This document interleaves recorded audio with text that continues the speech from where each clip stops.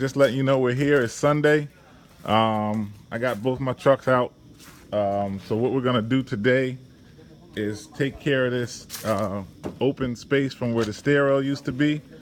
We're gonna continue your existing profile of your deck. Remove these panels. Leo's gonna remove these panels, and he's gonna finish the same profile across. And we're gonna add a top rail. That's be the first thing we do. I identified 8 points of failure on your deck when I was here with you last time. We marked them. It'll be marked with this asterisk. Any failed boards, well, the worst of the failed boards will get 100% replaced. 1, 2. We have asterisk marks on the ones that I identified last time. Anytime you see this kind of shred near a floor joist, 3, 4, 5, 6, 7, 8. The reason we're knocking out these is because, in my opinion, they don't lay over the joist well enough. So we want to try to straddle that joist much better. So those will be the 8 that get changed out. Like we said, our goal was to make it safe and secure for you now. Also to reinforce your long rail here will be the next thing we do.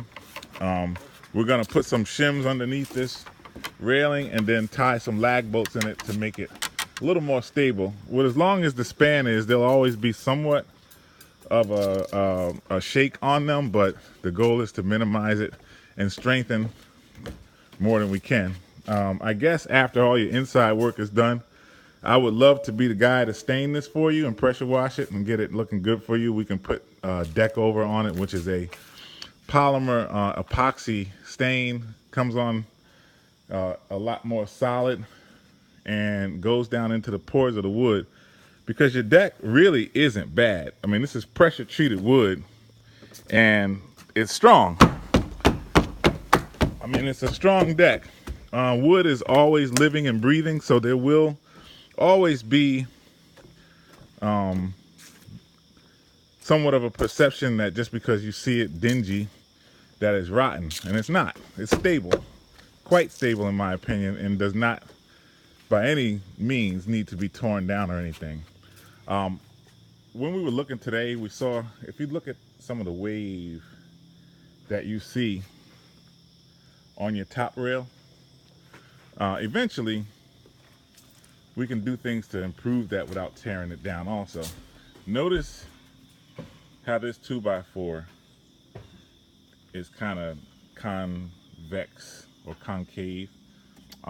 What they should have done when they built this deck was that they should have put one more support here or down on the bottom that would actually have brought that straight. So when you look at the top rail from a distance, it comes across as it's wavy. Had they ran longer top rails and not so many pieces, it wouldn't look so warped. So later on down the line, we can address that, look at that. But like we said in the very beginning, our goal was to make your deck safe and secure, and that's what we're gonna do today. They will stain and touch up the new boards that they put down.